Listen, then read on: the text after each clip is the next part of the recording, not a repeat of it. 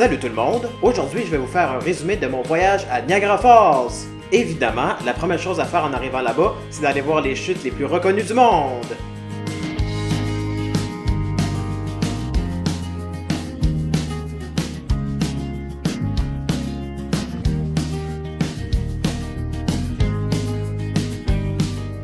Par ailleurs, plusieurs activités sont offertes aux alentours, dont la tyrolienne, suivre des longs corridors pour se retrouver juste à côté des chutes,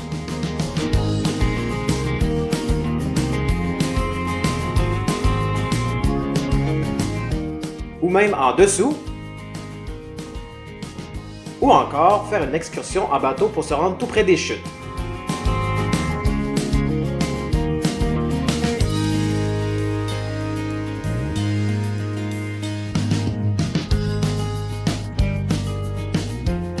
Il est également possible d'aller voir les chutes en soirée pour voir le jeu de lumière et les feux d'artifice.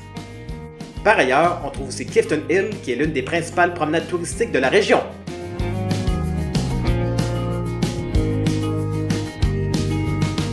On peut retrouver plusieurs restaurants, comme un Boston Pizza ou le Rainforest Café,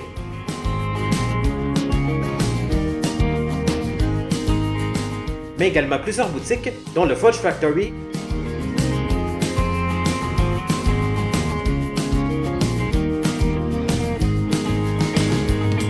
ou le Canada Trading Company.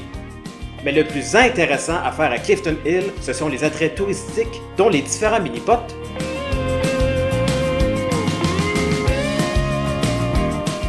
ou encore certains musées dont le Ripley Believe It or Not, qui traite d'événements bizarres et d'objets étranges.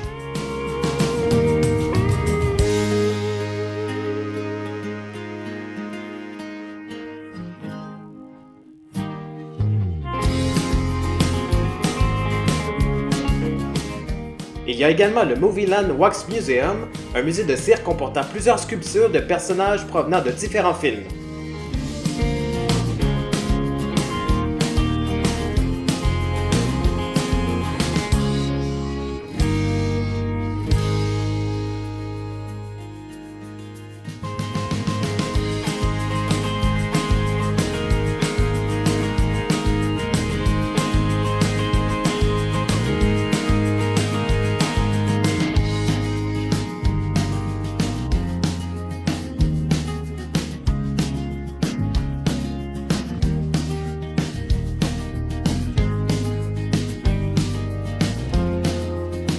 Une autre activité intéressante à faire à Clifton Hill, c'est d'aller au Great Canadian Midway, qui comporte plus de 300 mini-jeux.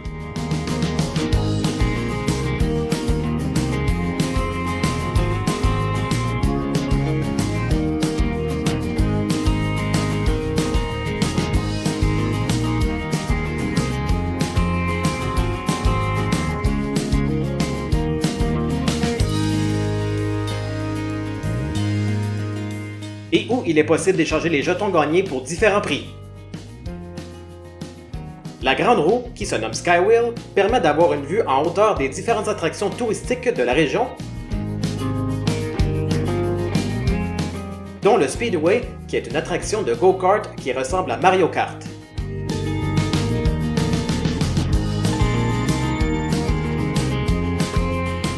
Mais à Niagara Falls, il n'y a pas juste les chutes puis les musées. Il y a le Skyline Tower qui nous propulse vers les sommets afin de pouvoir observer les alentours en hauteur.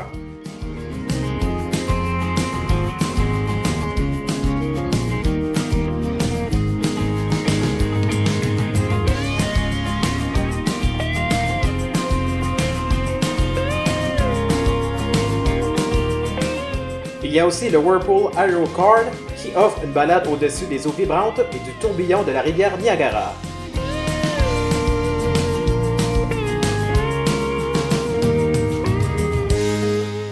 Finalement, nous avons fait une excursion à Toronto pour admirer la tour du CN, mais également pour aller voir le Ripley's Aquarium et plonger dans un monde de plus de 20 000 animaux aquatiques.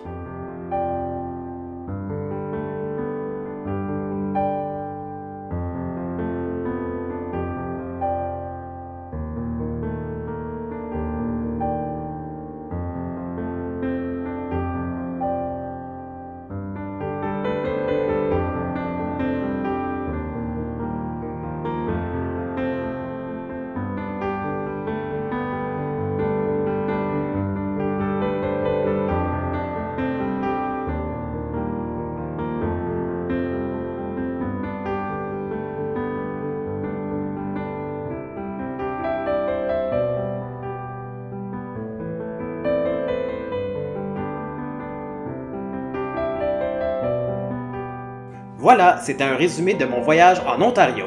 Dites dans les commentaires ce que vous avez préféré de Niagara Falls et de Toronto. Sur ce, je vous laisse sur d'autres images de poissons.